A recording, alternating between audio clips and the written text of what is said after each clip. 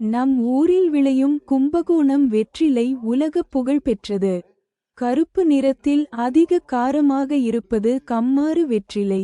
கற்பூர வாசனையுடன் சிறிது காரமாக இருப்பது கற்பூர வெற்றிலை. மிகுந்த மணத்துடன் காரம் அவ்வளவாக இல்லாமல் ஓரளவு வெளிர் நிறத்தில் இருப்பது சாதாரண வெற்றிலை. கம்மாறு வெற்றிலைச்சாறுடன் வெந்நீர் கலந்து கொடுக்க வயிறு உப்புசம், மந்தம், தலைவலி, வயிற்றுவலி குணமாகும்.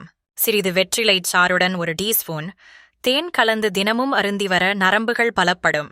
வெற்றிலையில் உள்ள காம்பு, நடுநரம்பு, நுனிப்பகுதி போன்றவை செரிக்க நேரமாகும் என்பதால் அவற்றை நீக்கித்தான் பயன்படுத்த வேண்டும். வெற்றிலைகளை சிறிதாக நறுக்கி மிளகு சேர்த்து தண்ணீர் விட்டு சுண்டக்காய்ச்சி 2 அல்லது 3 முறை குடித்து வர உணவினால் ஏற்படும் நச்சுத்தன்மை நீங்கும்.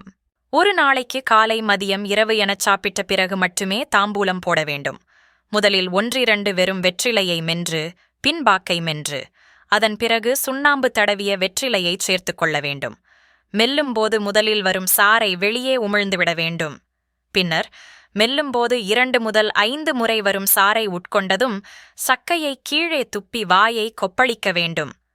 வெற்றிலையோடு பாக்கு, சுண்ணாம்பு மட்டுமின்றி சுக்கு, கிராம்பு போன்றவற்றையும் சேர்த்துக் கொள்ளலாம்.